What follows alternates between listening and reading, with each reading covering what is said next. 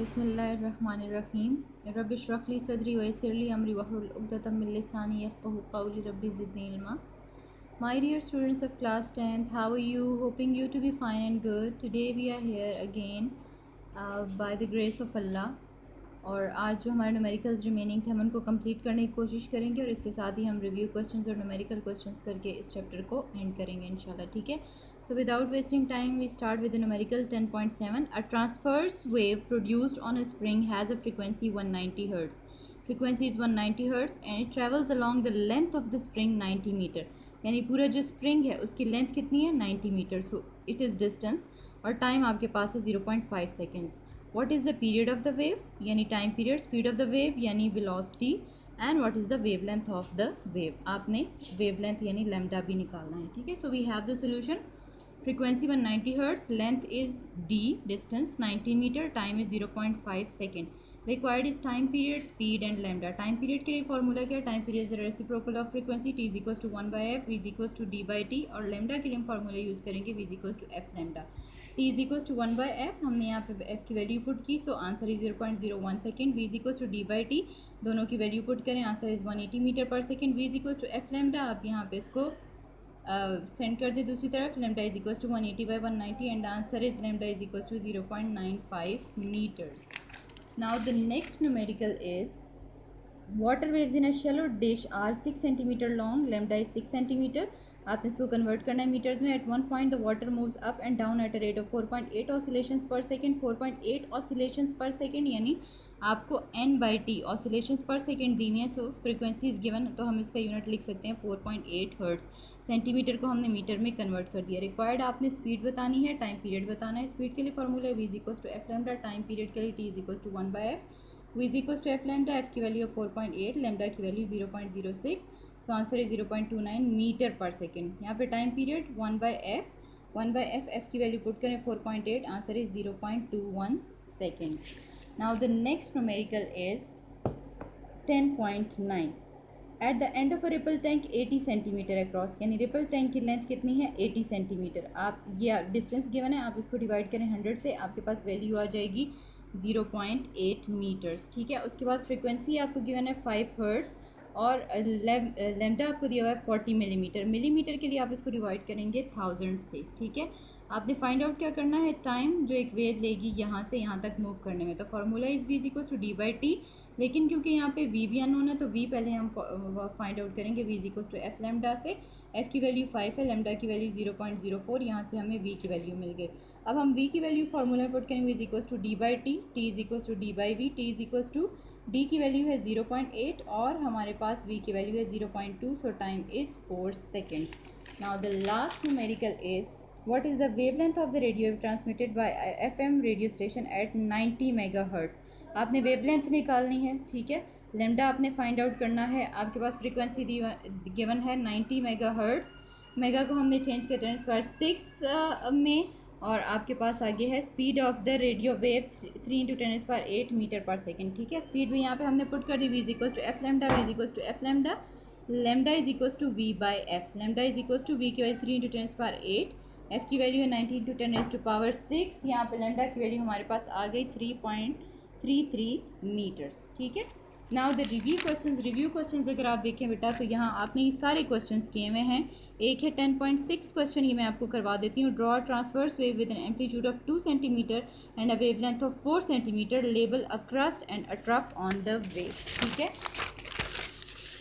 यहाँ देखिए, जब आपने वेवलेंथ ड्रॉ करनी है 4 सेंटीमीटर की, तो आपने अपने पेज के ऊपर स्केल से लाइन लगानी है 4 सेंटीमीटर की, और इसके मिड पे आपने एक पॉइंट लगा देना है। फिर आपने एक एम्पलीट्यूड 2 सेंटीमीटर का हाइट पे आपने पॉइंट लगाना है, ठीक है। और आपने यहाँ पे इस वेव को यूँ ज्वाइन कर देना है, यहाँ भी और यहाँ भी। तो ये इसका एम्पलीट्यूड हो गया 2 सेंटीमीटर और वेवलेंथ की लेंथ हो गई 4 सेंटीमीटर, ठीक है। उसके बाद एक और क्वेश्चन यहाँ पे है कि does increasing the frequency of a wave also increases its wavelength, if not how are these questions related। जब आप फ्रीक्वेंसी बढ़ा देते हैं तो क्या वेव भी बढ़ती है, ठीक है, वेवलेंथ भी बढ़ती है, आपने ये प्रूव करना है। तो देखिए v किस पर डिपेंड करता है, v is equals to f lambda. अगर आप फ्रीक्वेंसी इंक्रीज करते हैं तो वेवलेंथ को क्या होना चाहिए? डिक्रीज होना चाहिए। ये बिल्कुल इसी तरह से है कि अगर आपके पास एक प्रोडक्ट गिवन और 10, अब 10 क्या होता है? 2 5 10, अगर आप 2 की जगह 5 लिखते हैं तो 5 की जगह आपको 2 लिखना पड़ेगा ताकि जो वैल्यू है वो आपके पास 10 कांस्टेंट ही आए। ठीक है, तो स्पीड को कांस्टेंट रखने के लिए अगर फ्रीक्वेंसी इंक्रीज कर रही है तो लेमडा शुड डिक्रीज। आपका आंसर ये होना चाहिए। ठीक है, 1/f f की वैल्यू पुट करें 4.8, answer is 0.21 second. Now the next numerical is 10.9। At the end of a ripple tank 80 centimetre across, यानी रिपल टैंक की लेंथ कितनी है 80 सेंटीमीटर। आप ये डिस्टेंस गिवन है, आप इसको डिवाइड करें 100 से, आपके पास वैल्यू आ जाएगी 0.8 मीटर्स। ठीक है, उसके बाद फ्रीक्वेंसी आपको गिवन है 5 हर्ट्ज़ और लेमडा आपको दिया हुआ है 40 मिलीमीटर। मिलीमीटर के लिए आप इसको डिवाइड करेंगे 1000 से। ठीक है, आपने फाइंड आउट क्या करना है, टाइम जो एक वेव लेगी यहाँ से यहाँ तक मूव करने में। तो formula is v equals to D by T, लेकिन क्योंकि यहाँ पे v भी अननोन है तो v पहले हम फाइंड आउट करेंगे। v equals to F lambda से, f की वैल्यू 5 है, लेमडा की वैल्यू 0.04, यहाँ से हमें v की वैल्यू मिल गई। अब हम v की वैल्यू फार्मूला में पुट करेंगे, v equals to D by T, T is equals to D by V, T is equals to d की वैल्यू है 0.8 और हमारे पास v की वैल्यू है 0.2, सो time is 4 seconds। Now the last numerical is what is the wavelength of the radio wave transmitted by FM radio station at 90 megahertz. आपने wavelength निकालनी है। ठीक है, लेमडा आपने फाइंड आउट करना है। आपके पास फ्रीक्वेंसी गिवन है 90 मेगाहर्ट्ज़, मेगा को हमने चेंज किया 10⁻6 में, और आपके पास आगे है speed of the radio wave 3 × 10⁸ metre per second. ठीक है, स्पीड भी यहाँ पे हमने पुट कर दी, v is equals to F lambda, v is equals to F lambda, lambda is equals to v by F. Lambda is equals to v की value 3 × 10⁸, F की वैल्यू है 90 × 10⁻6, यहाँ पे लेमडा की वैल्यू हमारे पास आ गई 3.33 मीटर्स। ठीक है, नाउ द रिव्यू क्वेश्चंस अगर आप देखें बेटा तो यहाँ आपने ये सारे क्वेश्चंस किए हुए हैं। एक है 10.6 क्वेश्चन, ये मैं आपको करवा देती हूँ। Draw transverse wave with an amplitude of 2 centimetre and a wavelength of 4 centimetre, label a crest and a trough on the wave. ठीक है, यहाँ देखिए, जब आपने वेवलेंथ ड्रॉ करनी है 4 सेंटीमीटर की तो आपने अपने पेज के ऊपर स्केल से लाइन लगानी है 4 सेंटीमीटर की, और इसके मिड पे आपने एक पॉइंट लगा देना है। फिर आपने एक एम्पलीट्यूड 2 सेंटीमीटर का हाइट पे आपने पॉइंट लगाना है। ठीक है, और आपने यहाँ पे इस वेव को यूँ ज्वाइन कर देना है, यहाँ भी और यहाँ भी। तो ये इसका एम्पलीट्यूड हो गया 2 सेंटीमीटर और वेवलेंथ की लेंथ हो गई 4 सेंटीमीटर। ठीक है, उसके बाद एक और क्वेश्चन यहाँ पे है कि does increasing the frequency of a wave also increases its wavelength, if not how are these questions related। जब आप फ्रीक्वेंसी बढ़ा देते हैं तो क्या वेव भी बढ़ती है? ठीक है, वेवलेंथ भी बढ़ती है, आपने ये प्रूव करना है। तो देखिए v किस पर डिपेंड करता है, v is equals to F lambda. अगर आप फ्रीक्वेंसी इंक्रीज करते हैं तो वेवलेंथ को क्या होना चाहिए, डिक्रीज होना चाहिए। ये बिल्कुल इसी तरह से है कि अगर आपके पास एक प्रोडक्ट गिवन हो 10, अब 10 क्या होता है 2 5 are 10, अगर आप 2 की जगह 5 लिखते हैं तो 5 की जगह आपको 2 लिखना पड़ेगा ताकि जो वैल्यू है वो आपके पास 10 कांस्टेंट ही आए। ठीक है, तो स्पीड को कांस्टेंट रखने के लिए अगर फ्रीक्वेंसी इंक्रीज कर रही है तो लेमडा शुड डिक्रीज। आपका आंसर ये होना चाहिए। ठीक है जी, तो बेटा इस क्वेश्चन में आंसर आप क्या लिखेंगे कि if increase the frequency of the wavelength should decrease to maintain the velocity. Velocity को कांस्टेंट रखने के लिए वेवलेंथ को डिक्रीज होना पड़ेगा। Now we switch over to the conceptual question. Now the first question, if the length of the simple pendulum is doubled what will be the change in its time period. अगर length हम double कर दें तो time period पे क्या फ़र्क पड़ेगा। Okay, now if the length is double, time period आपने बताना है। Time period is equal to T is equal to 2πL/g। L की जगह आप 2L पुट कर दें। ठीक है, यहाँ पे हमने √2 अलग कर लिया और √L/g यहाँ पे सेपरेट कर लिया। ठीक है, अगर आप थोड़ा सा फोकस करें तो 2πL/g किसका फार्मूला होता है, टाइम पीरियड का फार्मूला होता है। एक्स्ट्रा जो हमारे पास यहाँ पे टर्म आ गई that is √2। So answer is the changed time period और the new time period is equal to √2 times the original time period. Hence, the new time period will be √2 times the original time period. Now, the next question which is asked, if a ball is dropped from a certain height onto the floor and keeps bouncing, is the motion of the ball simple harmonic? बेटा आपने daily life में भी observe किया, अगर आप ball या football वगैरह को ड्रॉप करते हैं फ्रॉम अ सर्टेन हाइट तो एक तो उसकी हाइट चेंज होती रहती है। ठीक है, बार बार बाउंस करते हुए वो बिल्कुल अपनी ओरिजिनल उसकी फर्स्ट वाली हाइट तक नहीं जाता जहाँ से आपने उसको ड्रॉप किया था। और नंबर 2, उसका टाइम पीरियड भी चेंज हो जाता है, यानी पहले वो ज़्यादा बाउंस कर रहा था, अब वो इतना ज़्यादा बाउंस नहीं करता। तो ऐसा सिस्टम जिसमें टाइम पीरियड भी चेंज हो और एम्पलीट्यूड यानी हाइट भी चेंज हो तो that is not simple harmonic motion. ठीक है, सिंपल हार्मोनिक मोशन के लिए कंडीशन ये है कि एम्पलीट्यूड भी चेंज नहीं होना चाहिए और टाइम पीरियड भी चेंज नहीं होना चाहिए। आप इसका आंसर क्या लिखेंगे?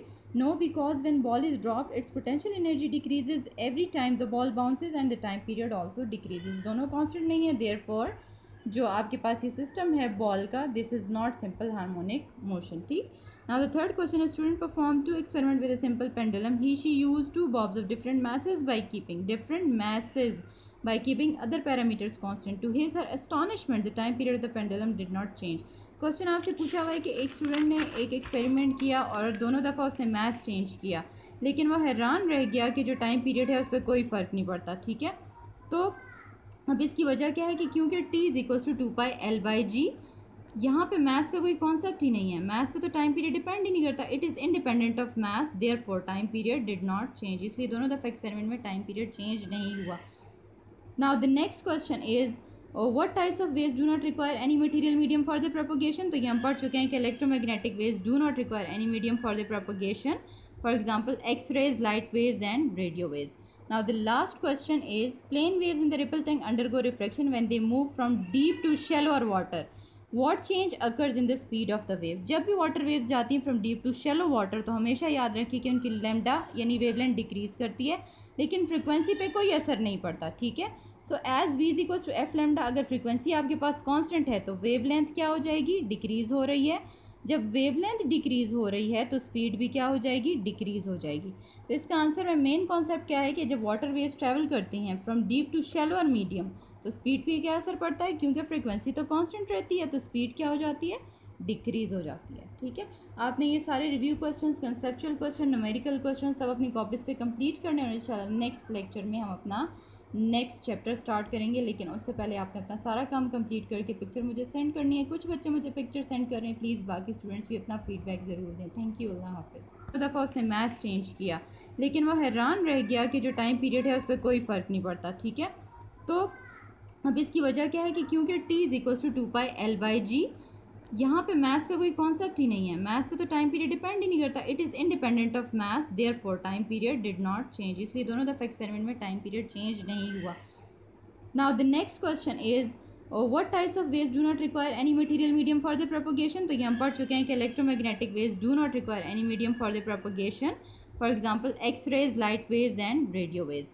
Now the last question is plane waves in the ripple tank undergo refraction when they move from deep to shallower water. What change occurs in the speed of the wave? जब भी water waves जाती हैं from deep to shallow water तो हमेशा याद रखिए कि उनकी लैम्डा यानी वेवलेंथ डिक्रीज करती है, लेकिन फ्रीक्वेंसी पे कोई असर नहीं पड़ता। ठीक है, so as v is equal to F lambda, अगर फ्रीक्वेंसी आपके पास कांस्टेंट है तो वेवलेंथ क्या हो जाएगी? डिक्रीज हो रही है। जब वेवलेंथ डिक्रीज हो रही है तो स्पीड भी क्या हो जाएगी? डिक्रीज हो जाएगी। तो इसका आंसर में मेन कॉन्सेप्ट क्या है कि जब वाटर वेव्स ट्रैवल करती हैं फ्रॉम डीप टू शैलो और मीडियम तो स्पीड पे क्या असर पड़ता है? क्योंकि फ्रीक्वेंसी तो कांस्टेंट रहती है तो स्पीड क्या हो जाती है? डिक्रीज हो जाती है। ठीक है, आपने ये सारे review questions, conceptual question, numerical question सब अपनी कॉपीज़ पे कंप्लीट करने और इंशाल्लाह नेक्स्ट लेक्चर में हम अपना नेक्स्ट चैप्टर स्टार्ट करेंगे, लेकिन उससे पहले आपने अपना सारा काम कंप्लीट करके पिक्चर मुझे सेंड करनी है। कुछ बच्चे मुझे पिक्चर सेंड कर रहे हैं, प्लीज़ बाकी स्टूडेंट्स भी अपना फीडबैक ज़रूर दें। थैंक यू, अल्लाह हाफिज़।